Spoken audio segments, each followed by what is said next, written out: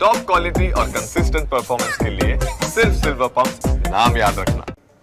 તો સુરતમાં ભાજપનો આંતરિક વિવાદ હિંસક બન્યો, જેમાં ઉત્તર સુરતના ધારાસભ્ય કાંતિ બલરની ઓફિસમાં ઝપાઝપી થઈ ગઈ। ટીપી કમિટીના ચેરમેન મહેન્દ્ર દેસાઈ અને મનહર વોરા વચ્ચે બોલાચાલી બાદ મારામારી થઈ। મહિલા કોર્પોરેટર જયશ્રીબેન વોરા અને તેમના પતિ મનહર વોરાને ઈજા પહોંચી। મનહર વોરાના હાથ અને જયશ્રીબેનની આંગળીમાં ફ્રેક્ચર થયાનો દાવો છે।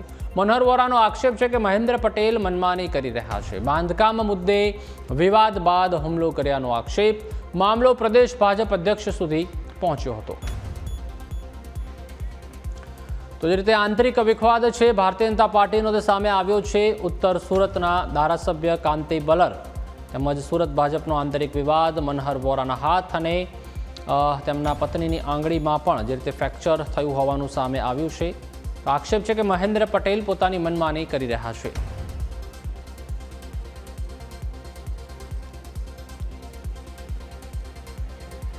શિસ્તબદ્ધ ગણાતી ભારતીય જનતા પાર્ટીમાં ક્યાંક ને ક્યાંક રજૂઆત કરવા જતાં પણ જે કોર્પોરેટર અને તેમના પરિવારના સભ્યોને માર પડતો હોય તેવી ઘટના જે સામે આવી છે। ત્યારે હાલ આ સીધા દ્રશ્ય જોઈ શકો છો કે મહિલા કોર્પોરેટર છે જયશ્રીબેન, તેમના હાથની આંગળીમાં ઈજા છે અને તેમના પતિ છે મનહરભાઈ, તેમને પણ હાથમાં ઈજા થઈ છે। અને આ ઈજા પહોંચાડનાર વ્યક્તિ સુરત મહાનગરપાલિકાના ટીપી સમિતિના ચેરમેન મહેન્દ્ર દેસાઈ હોવાનું કહેવામાં આવી રહ્યું છે। આપણે મનહરભાઈ સાથે વાત કરીશું। મનહરભાઈ, શું રજૂઆત હતી? એક ધારાસભ્યની ઓફિસમાં ઝપાઝપી શિસ્તબદ્ધ પાર્ટીમાં કેટલું યોગ્ય કહેવાય ને કોનો વાંક ખરેખર?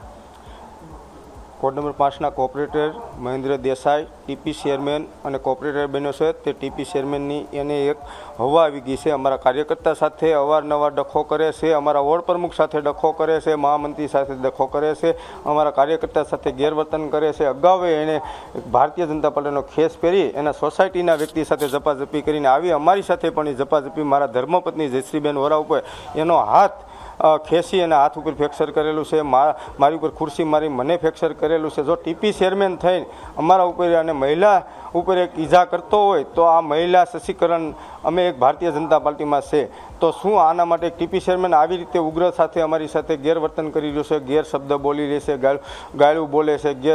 ઓફિસમાં કાંતિભાઈ ધારાસભ્યની હાજરીમાં અમને મારેલો છે। જયશ્રીબેન, તમને કહીશ, કેમ આંખમાંથી આંસુ આવી રહ્યા છે? મને અફેક્ષર છું, મારે કોઈ કામ કરવા વાળું નથી। મારા છોકરો છોકરી કેનેડા છે અને માર્યું હોત તો માથામાં ચક વાગ્યું હોત તો મારું કોણ ઓટાણું હોત? જયશ્રીબેન, મહિલા કોર્પોરેટર છો ને આ જ રીતે શિસ્તબદ્ધ પાર્ટીના કોર્પોરેટર છો, આવું વર્તન કેટલું યોગ્ય? આ ન સારું ગણાય। અમને ન્યાય મળવો જ જોઈએ। મહેન્દ્ર દેસાઈ અમને બંનેને માર્યા છે અને હાથે ફ્રેક્ચર થઈ ગયું છે। ખુરશી લઈને માર્યા છે, મને હતન મારી। તમારી પાર્ટી મહિલા સશક્તિકરણની વાત કરે છે, તમે કોર્પોરેટર છો છતાં તમારા પર એક બીજા કોર્પોરેટરને ચેરમેન હાથ ઉપાડે, શું કાર્યવાહી થવી જોઈએ? એને અમને ન્યાય મળવો જ જોઈએ અને ગમે એમ કરીને એને કાર્યવાહી કરો। ક્યાં રજૂઆત કરશો? પ્રદેશ અધ્યક્ષ પ્રદેશમાં। જી ચોક્કસથી મહેન્દ્રભાઈ, શું હવે આગળનું પગલું શું રહેશે તમારું? કારણ કે જે રીતે તમે શું પ્રશ્ન કયો હતો ને આ ઘર્ષણ થયું?